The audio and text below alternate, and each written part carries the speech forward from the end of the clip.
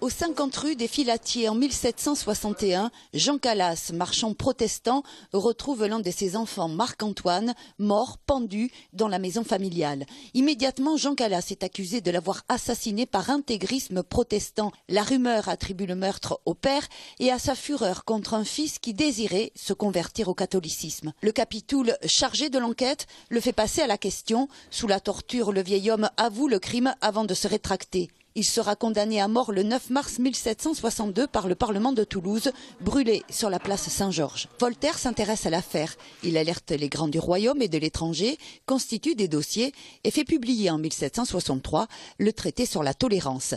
Voltaire réussit à faire réviser le procès qui conduira le Conseil du roi à déclarer Calas innocent et à réhabiliter sa mémoire le 9 mars 1765. 250 ans plus tard, l'association Jean Calas, l'Europe nous regarde, estime que cette réhabilitation n'est pas totalement inscrite dans la mémoire toulousaine. Quand on fait les journées du patrimoine, on a encore des gens qui disent mais pourquoi vous pouvez affirmer que Jean Calas est innocent?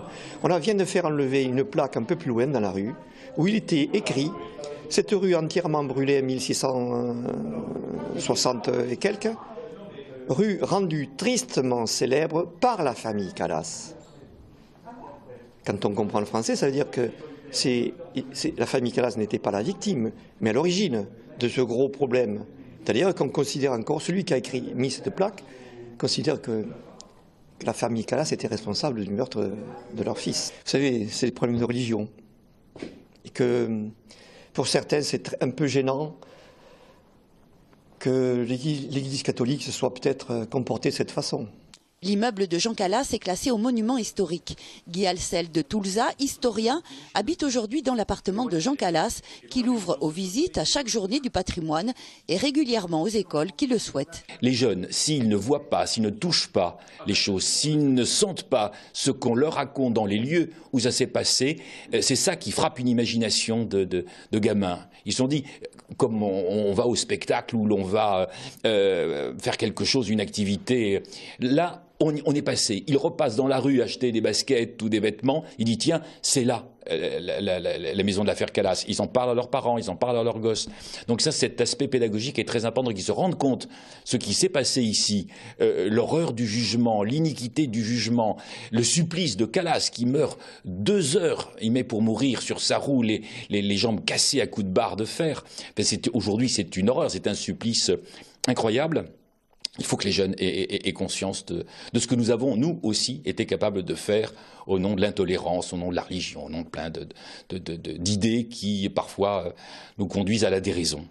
Une plaque commémorative a été dévoilée aujourd'hui sur la façade de la maison Calas. Mais l'association Jean Calas aimerait que les collectivités rachètent l'ancien magasin du marchand pour en faire un lieu de mémoire d'apprentissage de la laïcité et de la tolérance. Le problème, c'est qu'on se heurte à des questions financières qui sont extrêmement lourdes sur cette hypothèse de projet. C'est la raison pour laquelle ce pourquoi je plaide, c'est que chaque année, nous soyons capables de créer à Toulouse un événement Calas qui soit très fédérateur, pas simplement une association qui s'en occupe.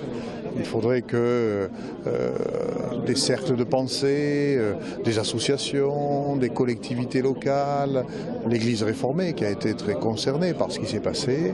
Donc il faut que les uns et les autres, de manière très collective, on soit capable de faire vivre Calas, rétablir la vérité pour ceux qui ne l'ont toujours pas reçue et comprise. Alors ça peut se faire dans un lieu, c'est vrai, mais moi je plaide pour qu'il y ait d'abord un événement qui aille vers les gens. Je ne suis pas sûr que si on fait un lieu, les gens viendront vers le lieu. Élus et historiens rassemblés pour le 250e anniversaire de la réhabilitation de Jean Calas n'ont pas manqué de souligner l'actualité de cette affaire et du combat de Voltaire à une époque où le fanatisme religieux existe encore.